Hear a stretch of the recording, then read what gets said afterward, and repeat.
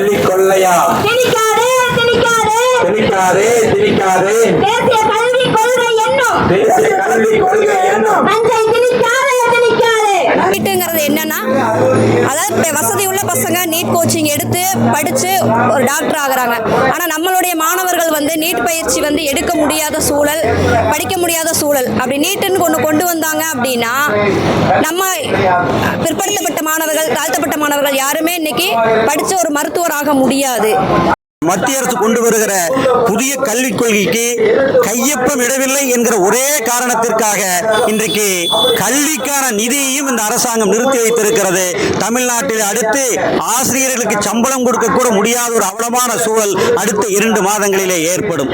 ஆனால் தமிழ்நாட்டு மக்களினுடைய வரிப்பணம் உண்ணுகிற உணவுக்கு கூட உயிர் வாழ அத்தியாவசியமான உண்ணுகிற சாப்பாட்டுக்கு வரி கட்டுகிறோம். அதைவிட மக்கள் திட்டங்களுக்கான சாக்கடை, சாலை, இப்படியான திட்டங்களுக்கான அந்த கூட 20% ஜிஎஸ்டி வரி. இப்போ 1 கோடிக்கு மக்கள் திட்டம் செஞ்சதுன்னா 20 லட்சம் ரூபாய் ஜிஎஸ்டி வரியா மத்திய அரசுக்கு போயிருது. அந்த 20 லட்சம் இருந்தா மத்திய அரசு மாநிலத்து மக்களுக்கு எத்தனையோ திட்டங்களை கொண்டு வரலாம். இப்படியெல்லாம் அந்த வரி பணத்தை கொடுங்க மத்திய சர்க்கார். இப்போ அந்த திட்டத்துக்கு அவர்கள் கொண்டு வர RSS, பிஜேபி, பஜ்ரங் தளுடைய அந்த மதவாத பாசிச கொள்கைகளை ஏற்காத ஒரே காரணத்திற்காக ஒவ்வொரு திட்டங்களுக்குமான நிதியை தர இன்றைக்கு ஒன்றிய சர்க்கார் மறுக்கிறது.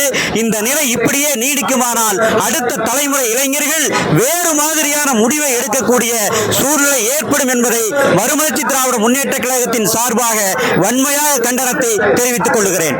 ஒன்றிய பாஜக அரசு தமிழ்நாட்டிற்கு கல்விக்கு வழங்க வேண்டிய நிதியை தமிழக அரசு புதிய தேசிய கல்விக் கொள்கையை ஏற்கவில்லை என்கிற காரணத்தை காட்டி அதிலே கையொப்பமிட சொல்லி வற்புறுத்தி அந்த நிதியை நிறுத்தி வைத்திருக்கிறது.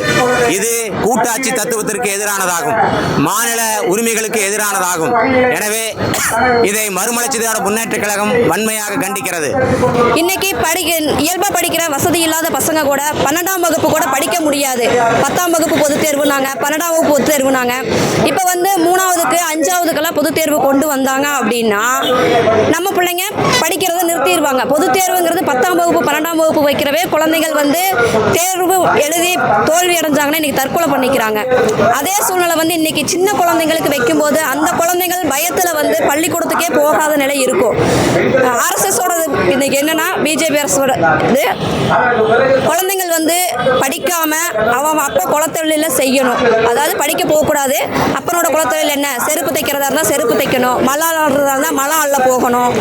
இந்த மாதிரி தான் படிப்பை நிறுத்திட்டு குலத்தொழில செய்ய வைக்கணுங்கிறதா பாஜகவோட இன்றைய திட்டம். அதை எதிர்த்து தான் இன்னைக்கு திராவிடர் கழகம், மாணவர் கழக சார்பில் கண்டன ஆர்ப்பாட்டம் பண்ணிட்டு இருக்கோம். ஒன்றிய அரசு திணித்துக் கொண்டிருக்கக்கூடிய கல்விக் கொள்கையை முக்கியமாக எதிர்த்து இந்த ஆர்ப்பாட்டம் நடைபெற்றுக் கொண்டிருக்கின்றது. இந்த மக்களுக்கும் மாணவர்களுக்கும் பல்வேறு தீங்குகளை ஏற்படுத்தும் ஆகிய வகையில் திராவிட முன்னேற்ற கழகத்தினுடைய தலைவர் அவர்கள் சிந்தித்து செயல்பட்டு கொண்டிருக்கின்றார்.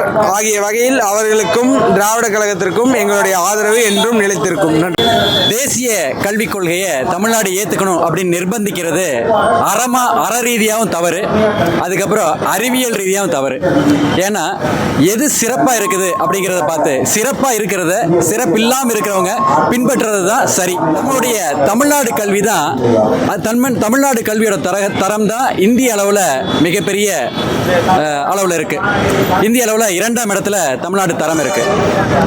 அதனால் தமிழ்நாடு அரசோட கல்விக் கொள்கையை தான் ஒன்றிய அரசு பின்பற்றணுமே தவிர ஒன்றிய அரசோட கல்விக் கொள்கையை நம்ம பின்பற்ற வேண்டியதில்லை. நீங்கள் கல்விக் கொள்கையை பின்பற்றலைன்னா நாங்கள் நிதி தரமாட்டோம் அப்படின்னு சொல்கிறத விட நீங்கள் கல்விக் கொள்கையை பின்பற்றலைன்னா உங்கள்கிட்ட இருந்து வரி வாங்க மாட்டோம்னு சொல்லுங்களேன், அது இன்னும் சிறப்பாக இருக்கும். அதனால் இந்த ஒன்றிய அரசுடைய இந்த அராஜக போக்க நவீன மனிதர்கள் சார்பாகவும் திராவிடர் கழகம் சார்பாகவும் மற்ற தோழமைகள் அமைப்புகள் சார்பாகவும் வன்மையாக கண்டிக்கிறோம்.